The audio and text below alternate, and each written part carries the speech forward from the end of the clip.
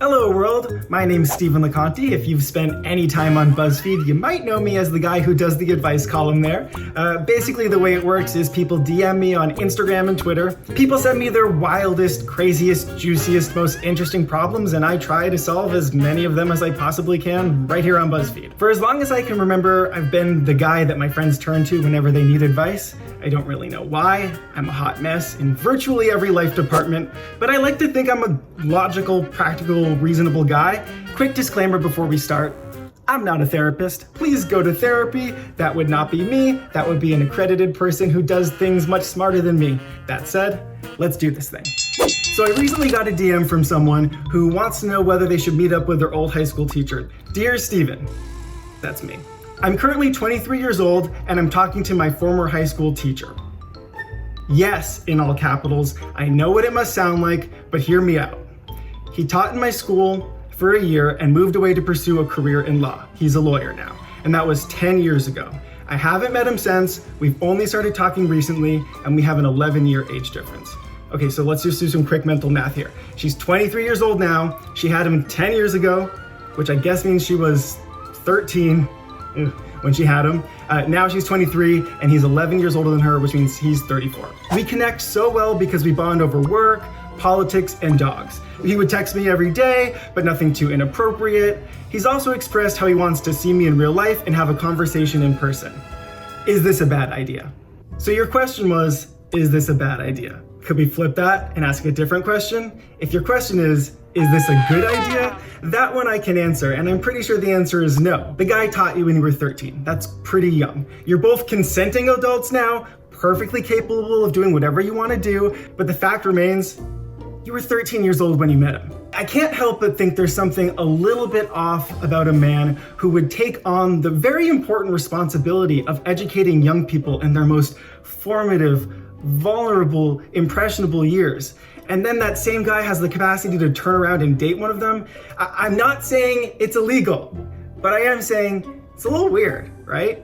If you were 20 years out of high school or 30 years out of high school and your teenage life was long forgotten, maybe it wouldn't be that big of a deal. And that's just the teacher aspect of things. I would also have concerns about the age difference even if that man had never been responsible for educating you.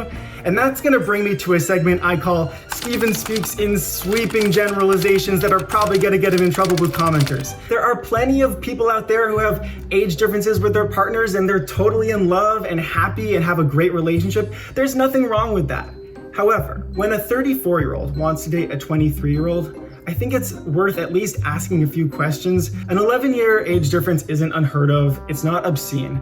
And the older you get, the less of a gap it becomes. A 40-year-old dating a 51-year-old, that's really no big deal at all. But the difference in life between a 23-year-old and a 34-year-old is vast. Sometimes, when a 34-year-old wants to date someone in their very early 20s, it means there's something else going on. Maybe they're kind of immature and they don't want to grow up. Maybe there are weird things about them that a partner their own age would know to look for, but someone younger wouldn't recognize. Maybe it means they're looking for a partner over whom they can exert some power or control.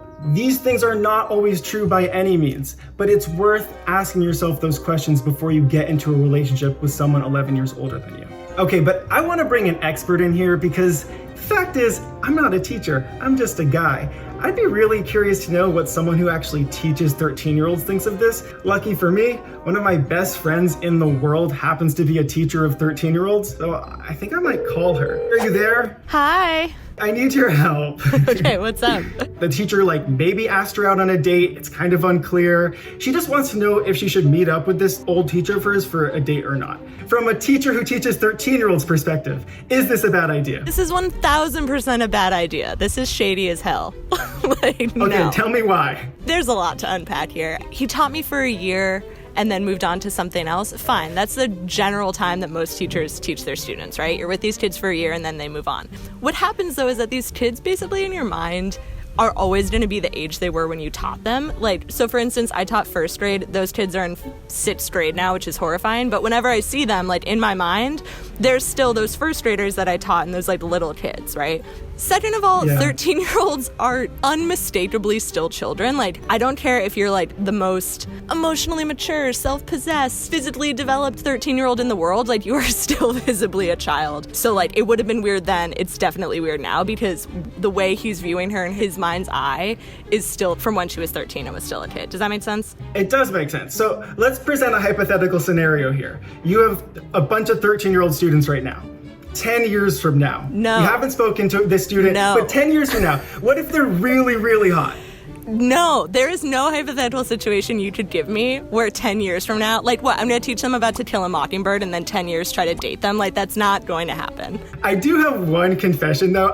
Part of me does feel like a fraud with this whole thing. The two of us went to the same high school. I don't know if I've ever told you this, but once upon a time, I did find one of our old teachers on Tinder. Oh, God. And I did match with him. That's not weird from your end, Steven. It's totally normal for like students to have crushes on their teachers. It's super weird from the teacher's perspective. Because That's also, exactly like, what I said. That's exactly what I said. There's this thing with education called in loco parentis, which is Latin, that basically just means that like when students are in school, you're in the place of the parent as the responsible adult who's like looking out for that kid, right? Like, that's why mandated reporting laws exist. Like, you're the adult in the room that's like looking out for the welfare of that child. So it's not like a parent-child relationship that gets developed between teachers and students, but like that's the general vibe, is that it's like you're just literally supposed to be the responsible adult in the room looking out for that kid and definitely not thinking about wanting to date them ever in any hypothetical situation. So what you're saying is it's a good thing that I never met up with that teacher. It's a great thing you never met up with this person. I'm definitely going to text you after this to find out who it was, because I'm super curious. Thank you very much. You are such a huge help to me with this. I really appreciate it. No problem. So it's time for my final thoughts here. At the end of the day, it really has to be your decision, not mine. The truth is, if you've really connected with this guy, if you're attracted to him, if you think you really like him, you're probably going to meet up with him no matter what the guy on BuzzFeed tells you to do. I hope me and my friend have given you some things to think about here and some important questions to ask yourself, but at the end of the day, it's got to be your decision. And now I'm going to turn to the viewers at home. What do you guys think? Should she go on the date? Should she head for the hills? Sound off in the comments with what you would do if you were in her situation. I'm going to read these comments because personally, I would love to know what you guys think. Oh, and if you guys have any questions for me, if you've got a problem you want me to solve, DM me. I'll do my best.